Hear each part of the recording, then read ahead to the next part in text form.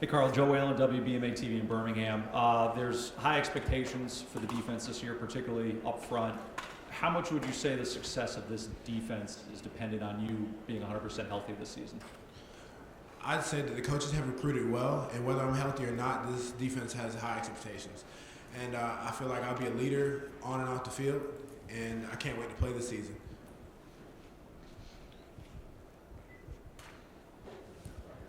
Carl, Tony Cornish Jr., WTVY-TV in Dothan. Are you 100% right now? What indication or clearance can you give us on the hip problem? What exactly happened? It's still a mystery to us. The smile on my face says I'm healthy. I cracked my hip early in the season and it's healed up. But throughout the season I wasn't 100%, but I'm healthy now, and that's truly a blessing. So.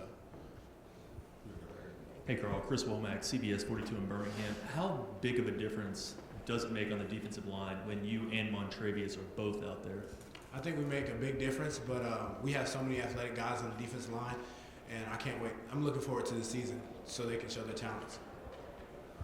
Tom Menino, WBTM 13 in Birmingham. I don't know if you're aware of it. I assume you are with social media, everything that's been said. Some are maybe questioning if Gus Malzahn is the right guy to lead this program, especially with the pressure going into this year to win. A, are you aware of that talk? And B, what makes Gus Malzahn, in your mind, the right man to be leading this program? Well, the first thing I want to say is his resume speaks for itself. He's won games everywhere. And every time we, have a down season, the media wants to put out there that, that somebody's on the hot seat. So that's all I have to say about that. But his resume speaks for itself.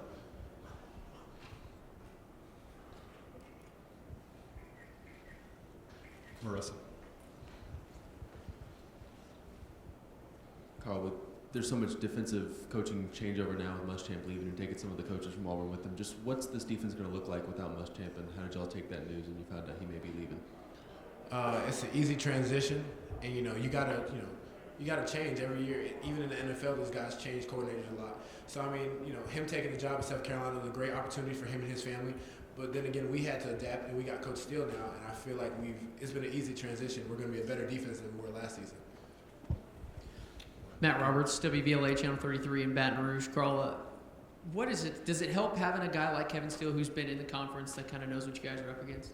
Of course it helps, and I trust Coach Malzahn.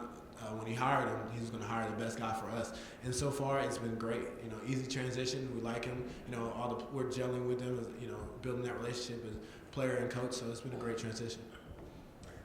Steve Nissom, WEAR Pensacola. Seems like you're in a good place now with the injury, but when it first happened last year, considering the year before you were also hurt, well, how tough was that to deal with, and how did you kind of fight through that? Well, of course it's tough, but we all go through adversity in our lives, and it's whether you choose to get stronger from it or let it hold you down. I chose to become stronger from it. So that's back in my past, and I'm moving forward right now. Tatum Everett, KTBS out of Shreveport, Louisiana. You spoke how Steele has made an easy transition for y'all. Do you think he adds a little extra perspective with his history at LSU to maybe be able to stop Leonard Fournette this year?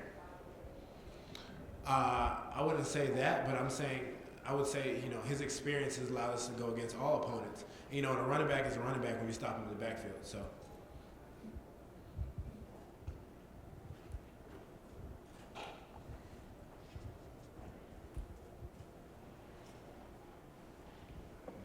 Hey Carl, growing up, how much of an impact did your mom have on you, both in football and off the field? My mom has had a great impact on my life. She's has a really strong work ethic. I've seen her own multiple businesses and stuff like that. So both my parents have really helped and molded me into the person I am today. Where do you set the bar for yourself individually this season? Being 100% healthy, how good can you be? I'm not going to tell you that because I like to keep the goals to myself, and that's how I work. So, Carl, to your left over here. It's said in the SEC that it's become an arms race when it comes to facilities, whether it's stadium or practice or dorms and things like that. Do players notice that? Are you cognizant when you travel through the league? Do you talk about that kind of thing? Are you aware of who has the best and who doesn't have as good as the other? Is it important to the players? Yeah, it's important to me because I like it. We get something new, and then somebody else gets something new, and then they want to top that person. So it's better for me. So I like it. You're aware of it though? I'm aware of it, but I don't know how long I'm going to be here for the next big thing. So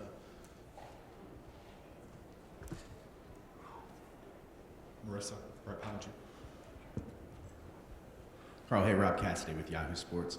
Can you kind of let me know what the transition's like from going from a top-rated high school recruit when you get on campus? Is it a little bit of a shock? Do they have to de-recruit you guys a little bit?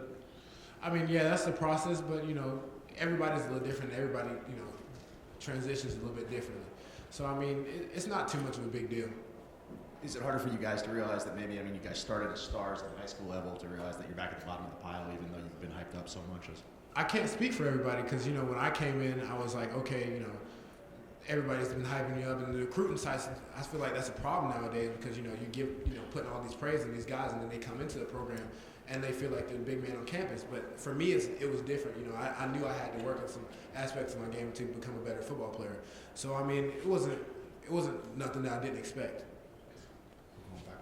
How much of it all do you think about what you'd like to do at the next level? How often at all do you think about the NFL and that process that's going to be ahead of you at some point? I'm focused on Auburn and only Auburn right now.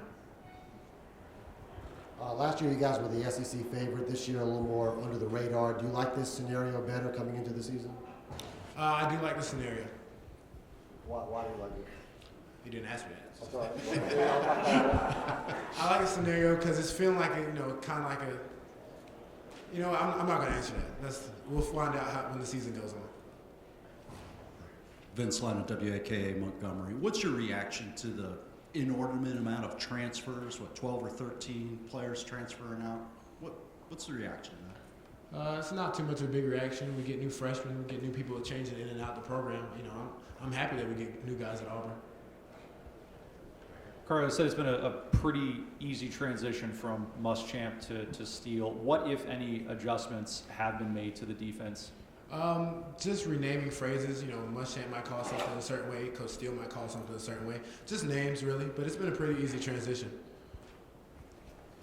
Carl, your thoughts on the opening game against the reigning ACC champions in your house, Jordan Hare. Talk about that and the guy they have a quarterback. What challenge he poses? Everybody knows, they have a good quarterback, good team, and can't wait to compete against them.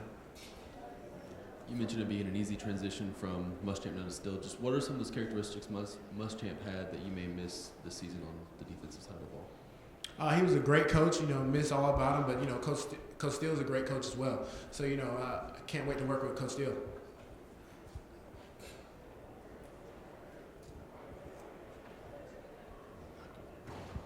I guess I'll follow up on what I asked you earlier. You said Gus Malzahn's resume speaks for itself. What about his resume speaks for itself to you specifically? First year at Auburn, went to a national championship game. That's part of his resume.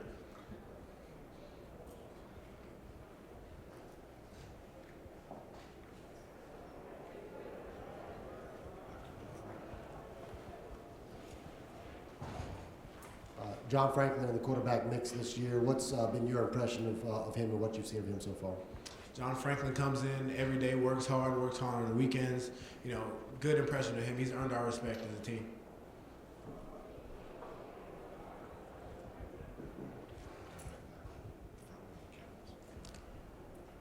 Carl, your impressions of this SEC Media Days extravaganza, being in the spotlight, all these cameras, how do you take this challenge on as you do on the football field? I don't think it's that much of a challenge, I really, I enjoy it, coming to represent Auburn as best as I can. So it's an honor for me, and I don't really think it's a challenge.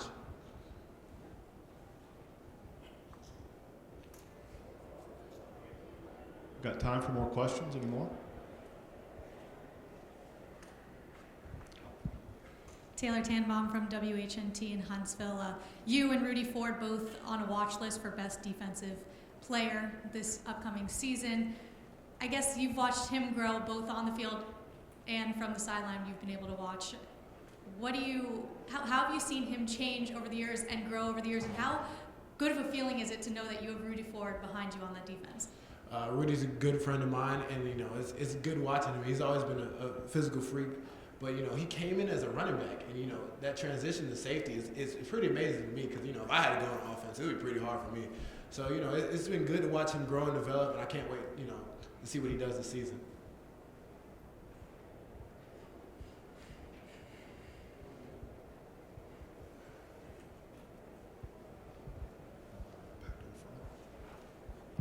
Carl, you open with 5 straight home games at Jordan-Hare Stadium. How important is it for this team to start off fast with that advantage to try to get some early momentum for the challenges that await during the season down the stretch?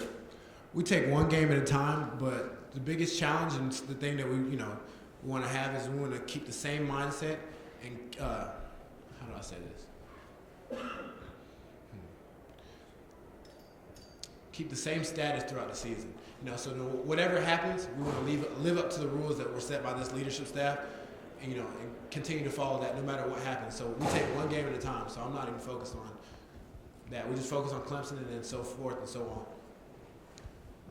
And Carl, with the way the SEC played against some of the spread teams from outside of the conference, do you feel like the defensive and offensive line depth in this conference really kind of sets it apart from some of those other conferences? I do.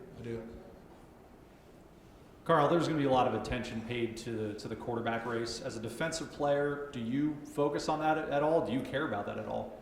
Of course you care about it because, good quarterback is usually associated with a good team. But, I do trust our coaching staff to make the right decision when the time comes.